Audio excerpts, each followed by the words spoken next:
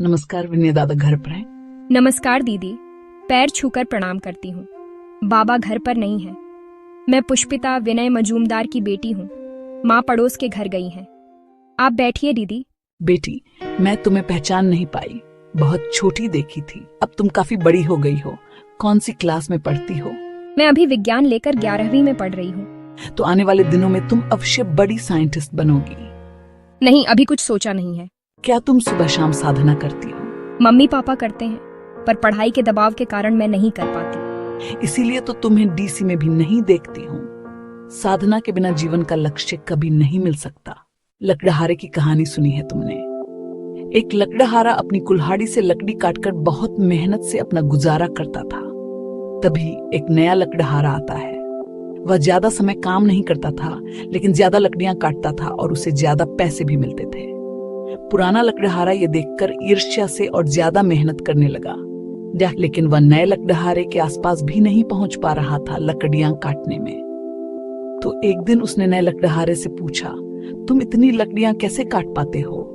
नए लकड़हारे ने कहा, मैं बस हर दिन लकड़ी काटने से पहले अपनी कुल्हाड़ी को थोड़ा धार देता हूं और कुछ नहीं करता।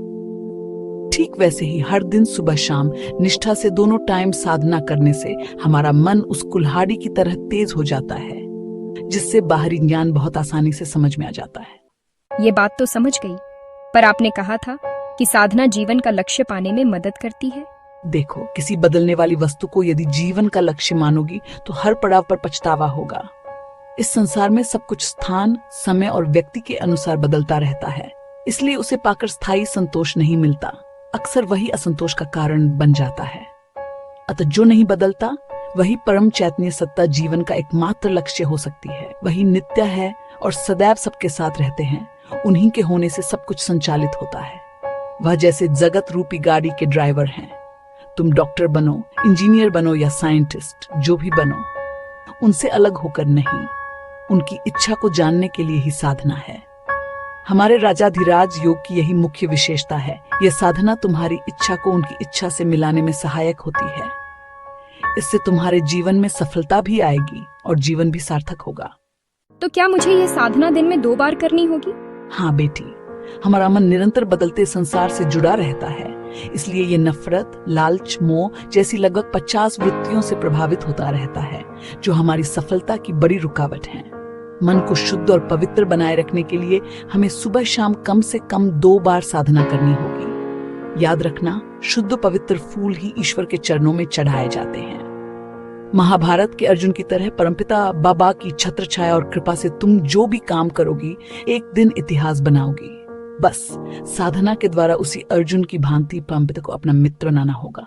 दीदी, अब से मैं साधना दोनों समय अवश्य करूंगी। सिर्फ साधना ही नहीं, मानव सेवा और त्याग भी आवश्यक है। बाबा ने कहा है, be great by your sadhana, by your service and by your sacrifice. साधना के साथ साथ जीवन की सेवा भी है, जगत की सेवा भी, और त्याग व्यक्ति को शुद्ध और पवित्र बनाता है। हर व्यक्ति त्यागी का अनुसरण करता है। एक और बात, 21वीं सदी चल रही है, फिर भी महिलाएं उत्पीड़ित, वंचित और शोषित हैं। लड़का लड़की दोनों एक ही पक्षी के 2 पंख जैसे है। एक भी पंख क्षति हो तो पक्षी उड़ ना ही पाती, उसी तरह समाज भी आगे ना ही बढ़ सकता। तुमको भी सबके बारे में सोचना होगा और अपने जानने वालों को सही राह दिखानी होगी। याद रखें, आध्यात्मिक दृष्टिकोण ही समाज की हर जड़ता से मुक्ति का मार्ग है। इसलिए यह साधना तुमको समाज में निश्चलता से जीने में मदद करेगी। तुमको कोई भी चीज परेशान नहीं कर सकती। समझ रहे हो ना? अपने साथ साथ किसी और का शोषण मत होने देना। परमपिता बाबा द्वारा दिए गए नियम का पालन करोगी तो तुम्हारा सदैव कल्याण होगा। धन्यवाद दीदी, आपके अनमोल शब्दों को समझकर मैं बहुत आभारी हूँ। कृपया मेरा प्रणाम स्वीकार करें।